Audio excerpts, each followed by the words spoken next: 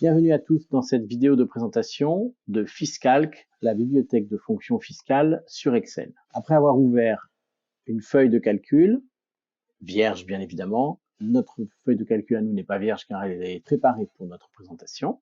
Une fois que votre feuille est ouverte, vous allez cliquer sur l'icône en haut à droite de Fiscalc qui va vous ouvrir une fenêtre de dialogue sur la droite et cette fenêtre de dialogue contient une boîte de dialogue ici, sur lequel il vous suffit de cliquer pour visualiser l'ensemble des fonctions disponibles dans la bibliothèque Fiscalc. Nous verrons ultérieurement comment utiliser cette bibliothèque. Intéressons-nous maintenant à notre exemple. Donc la situation est la suivante. Monsieur X, dont les données sont ici matérialisées, donc son âge, 59 ans, le fait qu'il est marié, qu'il a un salaire annuel de 140 000 euros, des revenus fonciers de 65 000 euros, qu'il a 2 parts, qu'il a une résidence principale, une résidence secondaire, un immeuble de rapport. Et pour chacun de ces biens, nous avons la date d'achat, la date de vente, la valeur d'achat et la valeur actuelle. Voici pour les données concernant Monsieur X. Première action que nous avons préparée consiste à déterminer le montant de l'impôt sur le revenu de Monsieur X pour l'année 2022, qui est renseigné en case E16. Pour parvenir à ce calcul, il nous faut donc calculer son revenu imposable et nous disposons pour cela de deux solutions.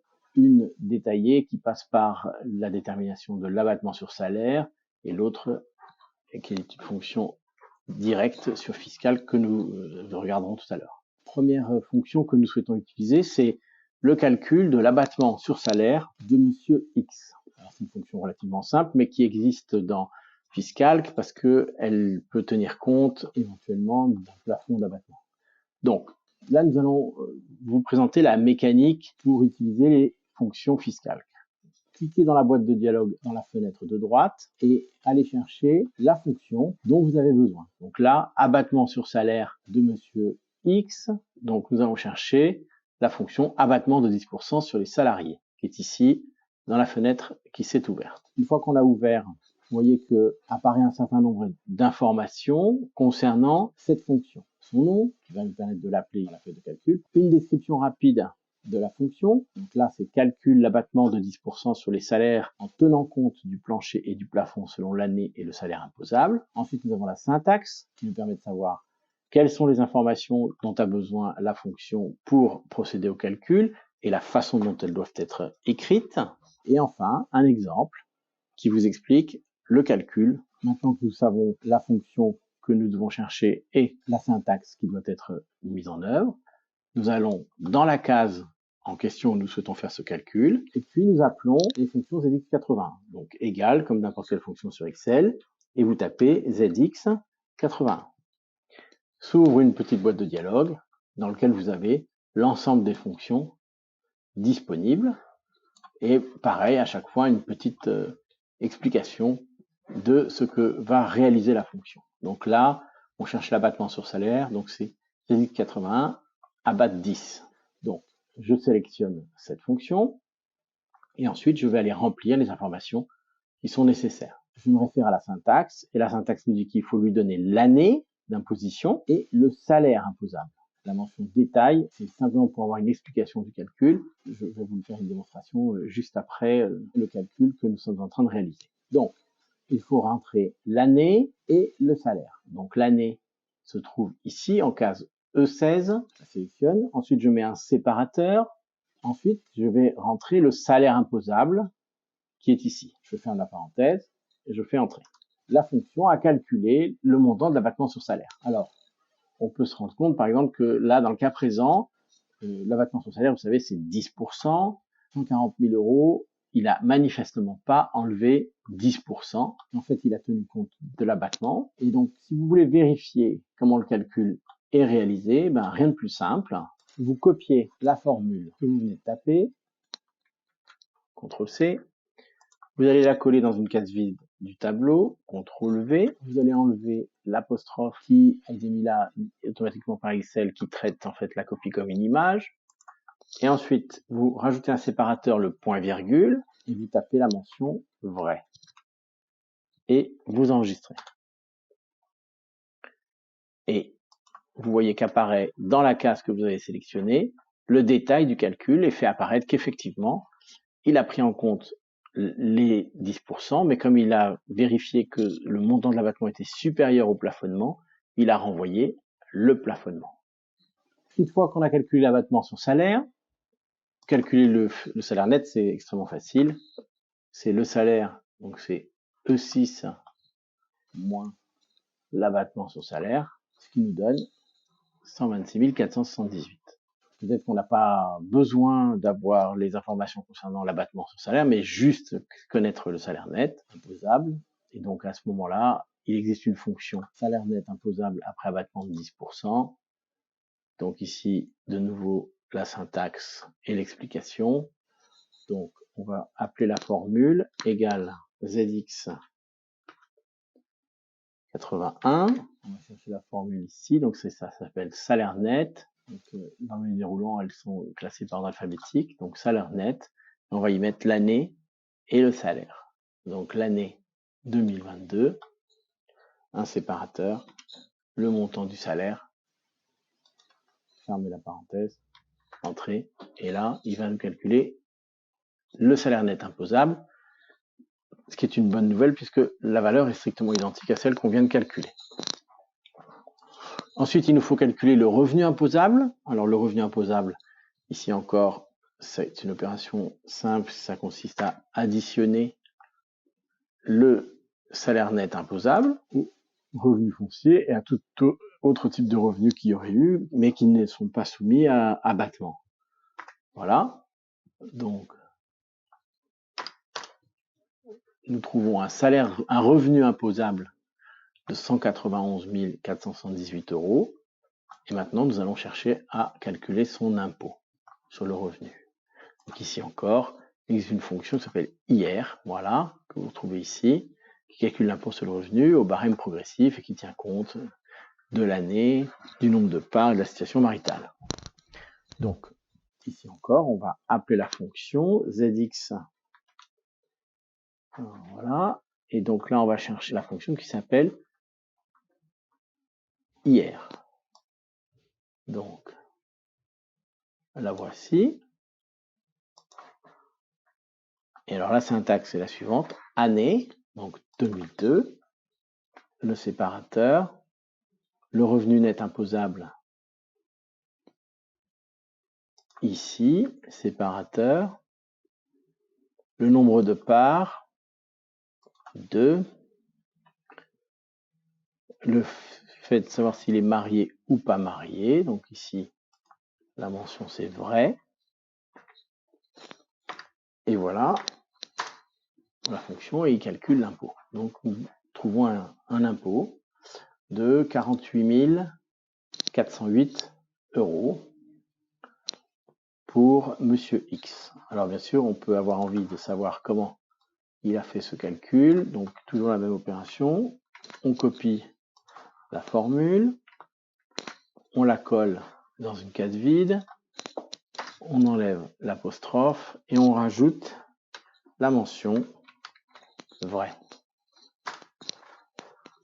Et vous avez ici le détail du calcul, la façon dont il a calculé en tenant compte des tranches, des abattements. Là, il précise qu'il n'y a pas de plafonnement pour les effets d'éducation familiale, pas d'application de la décote. Voilà. Alors, on peut faire une petite expérience. On va aller changer ici le nombre de parts pour voir s'il tient compte, par exemple, du plafonnement des effets du quotient familial. Donc, si je mets 4 parts, donc le calcul est refait et on s'aperçoit qu'effectivement, il tient compte du plafond dans son calcul pour arriver à un impôt qui est évidemment plus faible que celui qu'on a calculé précédemment. Donc, on va revenir en arrière. C'était juste...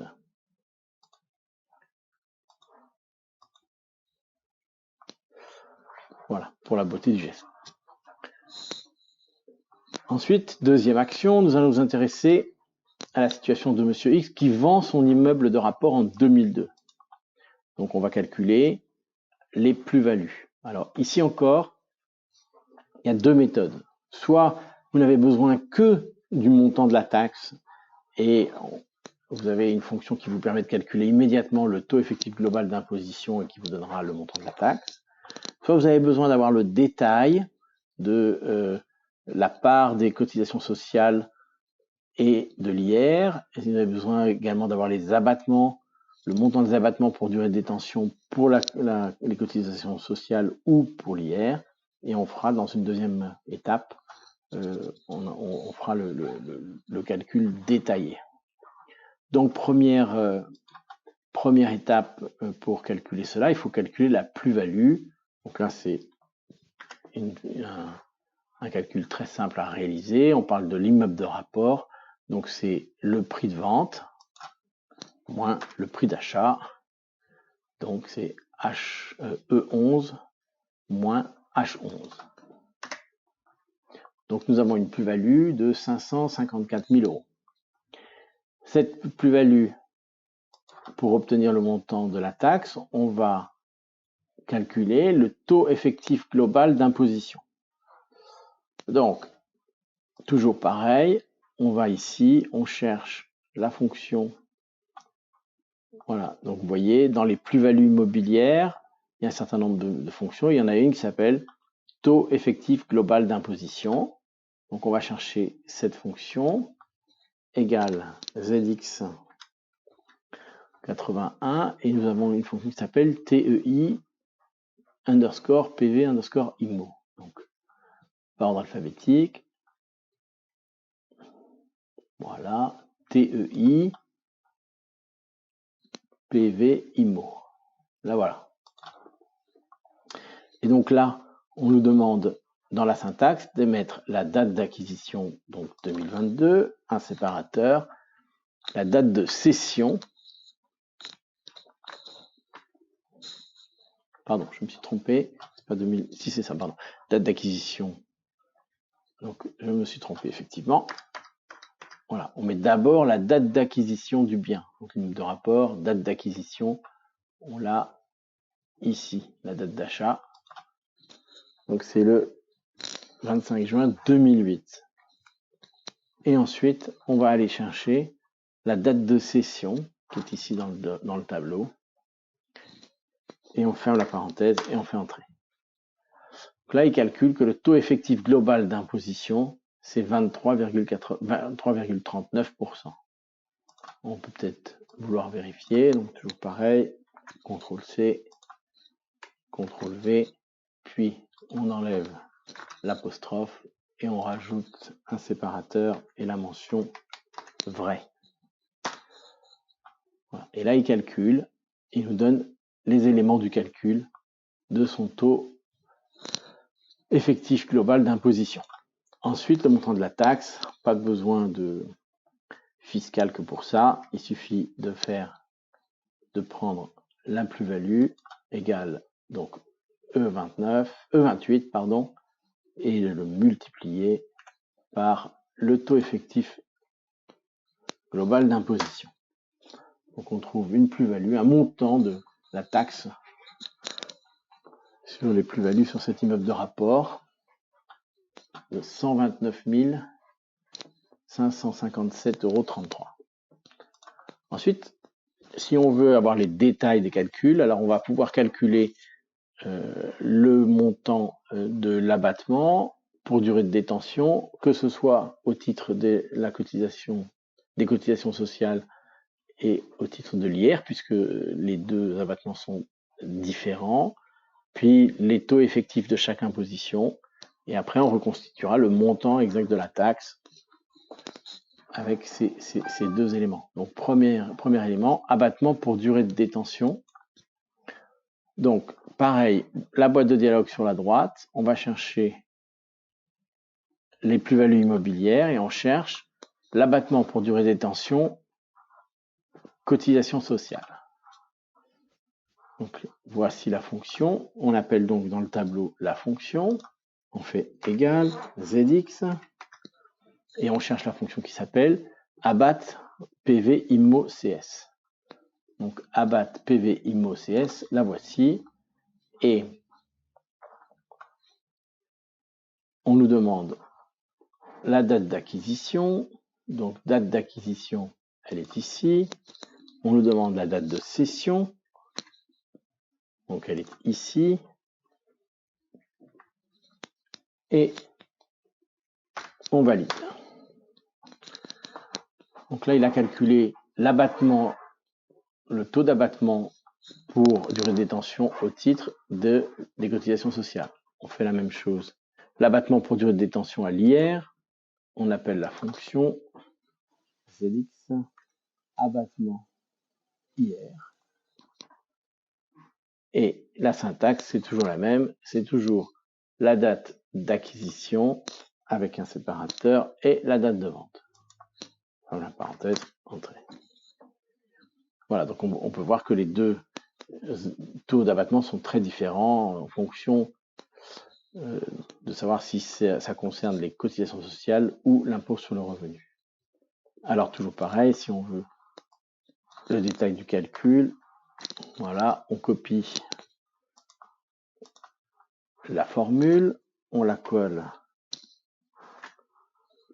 dans une case vide, on enlève l'apostrophe et on rajoute un séparateur, point virgule, et la mention vraie.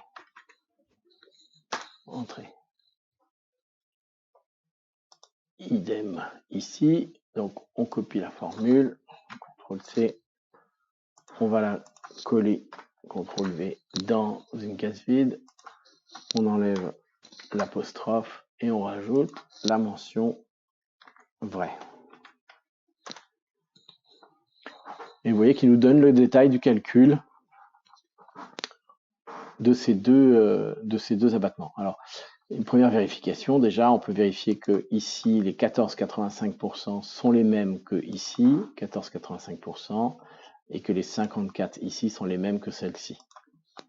Donc, on peut se dire que, a priori, les calculs sont corrects. Ensuite, on va aller chercher le taux effectif d'imposition aux contributions sociales. Donc, toujours pareil, plus-value immobilière, taux effectif d'imposition au titre des contributions sociales. Donc, toujours pareil, égal ZX, et on va chercher TEI PV, donc TEI PV IMO CS. La syntaxe, toujours pareil, acte d'acquisition, date d'acquisition, date de cession, donc date d'acquisition ici, séparateur, date de vente, fermez la parenthèse, entrée.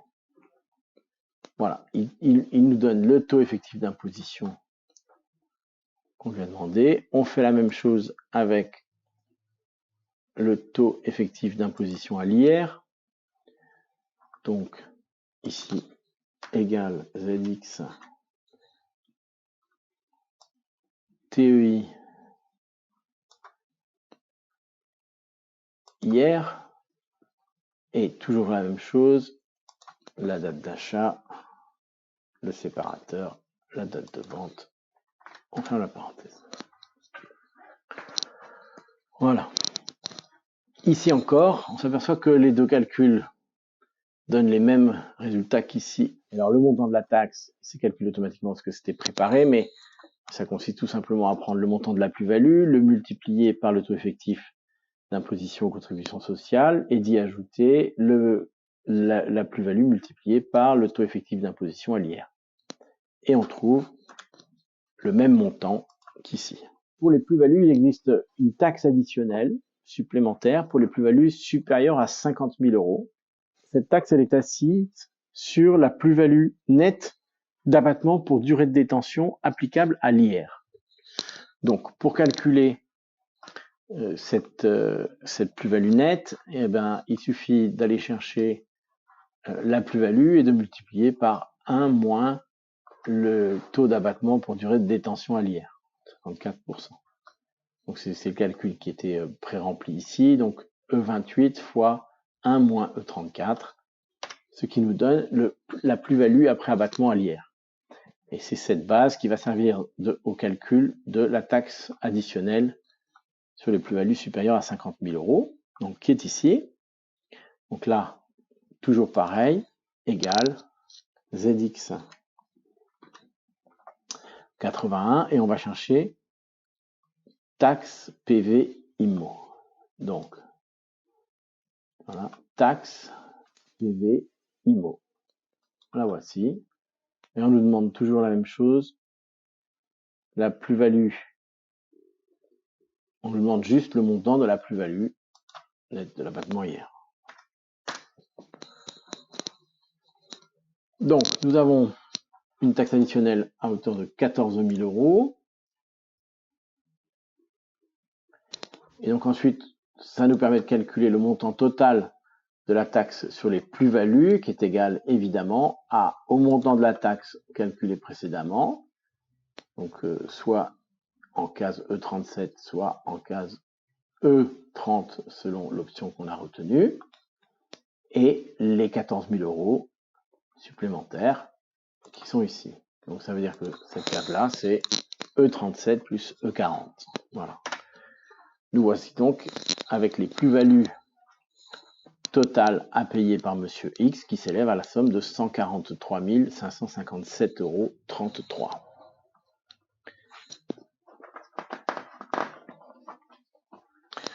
Troisième action que je vous propose de faire maintenant consiste à examiner la situation de Monsieur X qui fait une donation à ses deux enfants de sa résidence secondaire en nue propriété. Et il fait cette donation en 2022. Première chose qu'il faut calculer, c'est la valeur du bien donné, puisque comme le bien est donné en démembrement de propriété, sa valeur dépend de l'âge de l'usufruitier. Et donné en nue propriété, la valeur dépend de l'âge de l'usufruitier. Donc ici encore, on va appeler la formule. Voilà. Ici, donc dans Fiscal, vous avez une formule, une fonction qui permet de calculer la valeur d'un droit démembré. Donc, on appelle la fonction égale ZX 81 et on va chercher la fonction qui s'appelle valeur droit démembré qui est ici tout à la fin. Et ensuite, on va suivre la syntaxe qui nous est demandée. Donc, premier élément à intégrer, c'est la valeur en pleine propriété du bien. Donc là, on parle bien de la résidence secondaire. Donc, résidence secondaire, la valeur en pleine propriété du bien, 850 000 €. On met un séparateur. La nature des droits donnés. Donc ici, on donne en nue propriété. Alors là, attention, j'attire votre attention sur le fait qu'il faut bien respecter et la casse et les guillemets, sinon la formule ne fonctionne pas. Donc, on va taper, ouvrez les guillemets, NP pour nue propriété, et on ferme les guillemets, et on met un séparateur. Voilà. Ensuite, on va nous demander l'âge de l'usufruitier. Donc l'âge de l'usufruitier, il est ici, c'est 59 ans, je ferme la parenthèse, et je fais entrer. Donc, le bien qui valait à l'origine, enfin qui vaut 850 000 €, ne vaut plus à ce moment-là que 425 000 € puisqu'il est donné en nue propriété, après démembrement de propriété. Maintenant, si on veut vérifier, ou plus exactement si on veut voir comment le calcul a été effectué, toujours pareil, CTRL-C, on colle dans une case vide, on enlève l'apostrophe, on rajoute un séparateur et la mention vraie. Et là, il vous explique que l'âge de l'usufruitier a entre 51 et 60 ans, que la valeur de la nue propriété est donc de 50%, et donc il calcule cette valeur. Ensuite, on va calculer le montant des droits de donation par enfant. Donc là, c'est pareil, on va chercher une fonction, droit de donation en ligne directe, puisque c'est ses enfants. Voilà. Donc, on appelle la fonction ici égale ZX. Et on va chercher une fonction, la fonction qui s'appelle dédonation ligne directe. Donc, pareil. Voilà. Dédonation ligne directe. Et on va y rentrer les informations qu'il nous demande. Donc, année de la donation, 2022. Un séparateur. la valeur en pleine propriété de la part de la donation afférente au donateur. Donc, au donataire, pardon. Donc, la valeur en pleine propriété, c'est donc bien ça, mais comme il donne à chacun de ses enfants, on divise par 2. Et on met un séparateur. Ensuite, le montant cumulé des donations antérieures rapportables fiscalement. Dans le cas présent, il n'y en a pas. Donc, on tape 0 et un séparateur. S'il y avait eu des donations antérieures, on aurait mis le montant à cet endroit-là. Ensuite, la nature des droits donnés. Donc là, pareil, on fait attention à bien mettre, à respecter la majuscule et les 2 guillemets. Puis, l'âge de l'usufruitier. Fermez la parenthèse. Donc vous comprenez qu'on aurait pu, on aurait très bien pu calculer directement le droit de donation sans passer par la valeur du bien donné. Je l'ai fait pour montrer que c'était possible et dans certains cas, on peut avoir besoin de cette valeur. Mais là, si on a besoin que du montant des droits de donation, on peut aller directement aux droits de donation. On peut aussi même vérifier comment est-ce que c'est calculé. Voilà, je copie la formule, je la colle dans une case vide et je rajoute à la fin la mention vraie. Voilà. Donc vous verrez assez vite que vous n'aurez plus besoin de cette mention vraie et d'avoir le détail du calcul, mais parfois c'est intéressant de pouvoir l'avoir pour vérifier que le calcul est cohérent. Enfin, dernière étape, nous allons maintenant calculer l'IFI de Monsieur X pour 2022. Alors, vous savez que pour l'IFI, il y a un bien qui fait l'objet d'un abattement spécial, c'est la résidence principale. Donc on va aller dans un premier temps calculer cet abattement sur la résidence principale. Alors l'abattement de la résidence principale, c'est très simple, hein, c'est 30%. Donc on n'a pas besoin de fonction fiscale pour ça. On fait égal le montant de la résidence principale. Voilà, on le multiplie par 30% et on a la valeur, le montant de l'abattement. Donc si on veut calculer la valeur du bien au titre de l'IFI, eh bien toujours pareil, on va chercher la valeur du bien, résidence principale, on enlève, on fait moins et on enlève le montant de l'abattement. Voilà. Ensuite, on va calculer la base imposable à l'IFI. Donc la base imposable à l'IFI, c'est égal à la base imposable pour la résidence principale qui a subi l'abattement, et puis les valeurs de chacun des autres biens. Donc celui-là, la résidence secondaire, plus l'immeuble de rapport. Je fais entrer. Voilà, donc nous avons un patrimoine. Pardon, il manque une valeur, évidemment, il manque celle-ci, ça me paraissait pas beaucoup. Voilà, donc il faut ajouter la base imposable de la résidence principale. Voilà. Et nous nous retrouvons avec un patrimoine imposable à l'IFI à hauteur de 3 190 000 euros.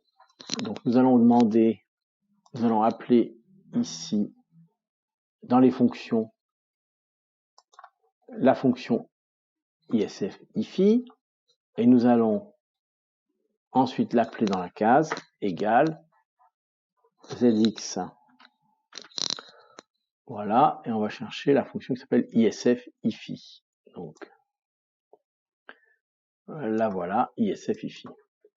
Et là, on va mettre l'année d'imposition qui est ici, un séparateur, et l'actif net imposable, la base imposable à l'IFI, qu'on vient de calculer. On ferme la parenthèse, on fait entrer. Voilà, et il trouve un IFI de 17 590 euros. Et on peut évidemment vouloir vérifier la façon dont il a procédé à ce calcul. Donc on va copier la formule dans une case vide, enlever l'apostrophe et rajouter la mention vraie.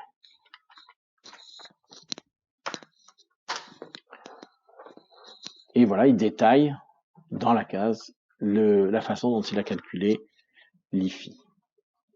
Voilà pour cette présentation de la bibliothèque fiscale de l'application Fiscalc.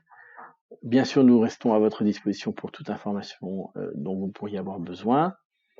Mais sachez que voilà, l'utilisation est relativement simple. Une fois qu'on a compris le principe, ça ne devrait pas poser de problème particulier.